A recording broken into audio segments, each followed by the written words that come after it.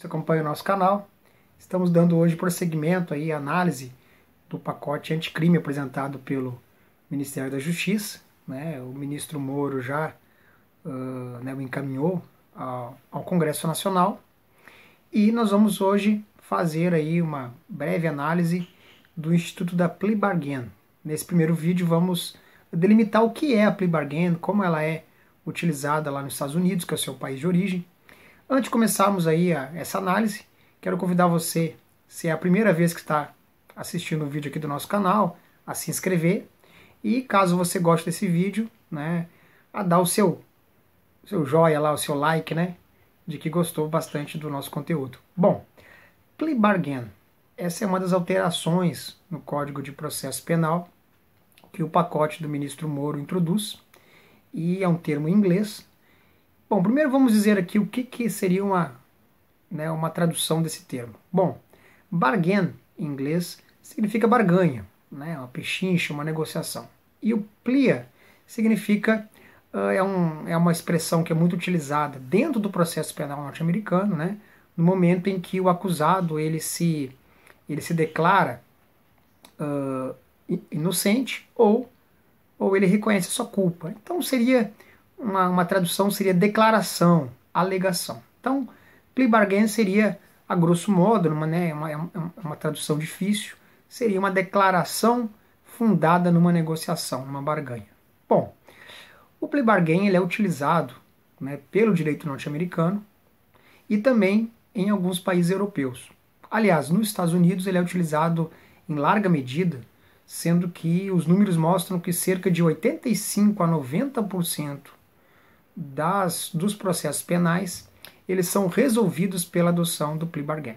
Bom, o plea bargain, a grosso modo, ele é uma negociação que se estabelece entre o acusado e o Ministério Público no início da ação penal. Então você teve uma investigação conduzida geralmente pela polícia, né, dentro do inquérito policial, e aí ao chegar esse indiciamento ao Ministério Público, se estabelece uma negociação entre o órgão acusador, o Ministério Público, e o acusado, né, ou denunciado. Bom, geralmente ela vai se estabelecer em duas situações. Ou quando esse acusado, quando investigado ainda, ele tenha confessado a prática do crime, né, dentro do inquérito policial, por exemplo, ele depôs ao delegado e lá já confessou que cometeu aquele crime. Ou então em situações em que, embora o denunciado, o acusado, não tenha confessado dentro do inquérito policial crime, tenha se mantido em silêncio ou mesmo não tenha negado a prática, vários elementos dentro daquele inquérito apontam no sentido de que provavelmente ele é o agente que cometeu aquele crime, e aí para uma questão de uma grande dificuldade de que ele venha a ser absolvido na ação penal, tanto o Ministério Público se interessa em que ele reconheça a sua culpa, porque aí não há o desenvolvimento de uma ação penal que provavelmente vai confirmar aqueles elementos trazidos no inquérito, lembrando, claro, que o inquérito ele produz elementos de convicção que não são produzidos com o crivo do contraditório. Num outro vídeo nós vamos analisar essa questão, ou seja, o investigado ele tem pouca atuação dentro do inquérito para poder rebater aquilo que está sendo produzido lá, né, na investigação.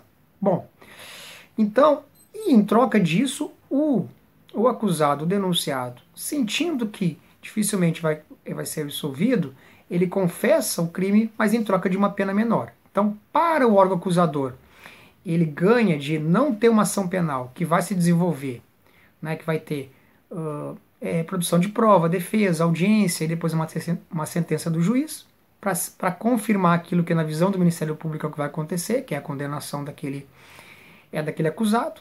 E para o acusado, ele vai se livrar de uma pena maior, porque ele vai negociar a confissão dele em troca de uma pena menor. O plea bargain é isso. Então, ele está previsto no projeto do ministro Moro, tem sido algo muito controverso.